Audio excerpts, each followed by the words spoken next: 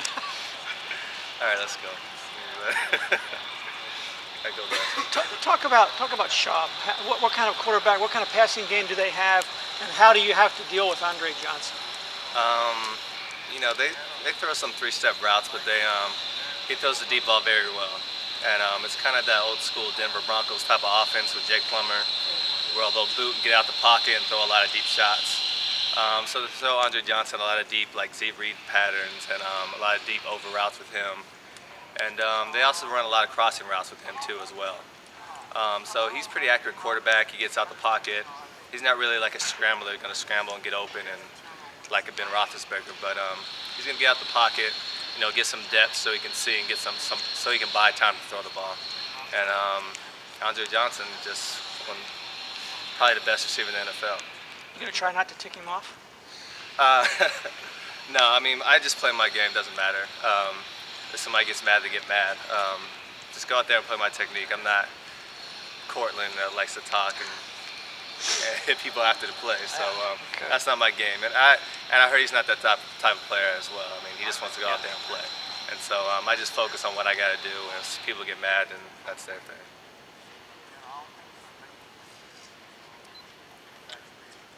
Chris, how much do you have to worry on the outside about Arian Foster as well, though?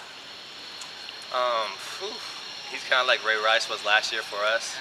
Third down, he's going to catch a lot of balls off the backfield, and if you're not on him, and check downs on first and second down.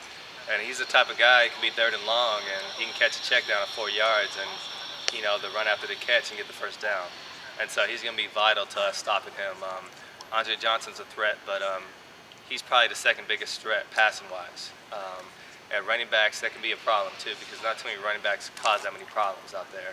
Ray Rice is one of those running backs, Reggie Bush is one of those running backs, and Foster as well. But we can't forget about Daniels. Walter is actually catching some balls with their down as well. But Foster's definitely one of those guys like, hey, you can't let him cross your face because he runs a little angle route very well coming out the backfield. They must be a big play-action team as much as they run the ball, right? Yes. And it's very effective.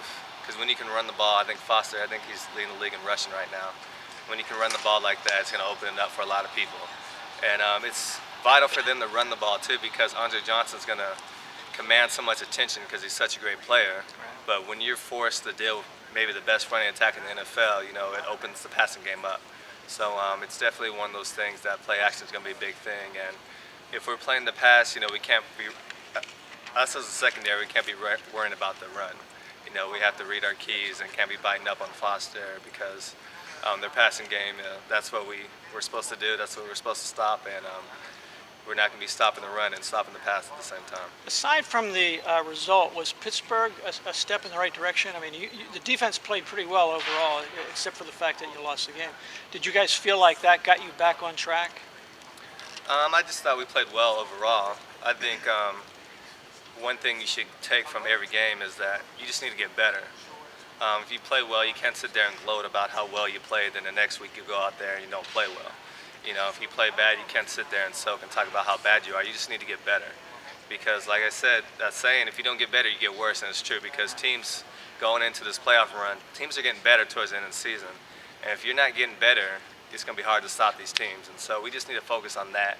And especially every week we play, it's going to present a lot of challenges for us. And so I don't think anybody in the defense is going to look at Houston and get overconfident because we need to go out there and play our technique and be on our game to play well. So it's one of those things like, hey, that's the way we're supposed to play, and let's keep it up. Chris, do you guys feel like you're the healthiest you've been all season in the secondary now with Ed back, and now you've got Zimikowski that gives you guys some depth if you need to go to him? Yeah, we've been pretty healthy all year, past couple of weeks. And so that's good. And I think we're starting to communicate pretty well here. A couple weeks ago, we had some communication failures that really cost us in Carolina. One deep ball, it's just communication.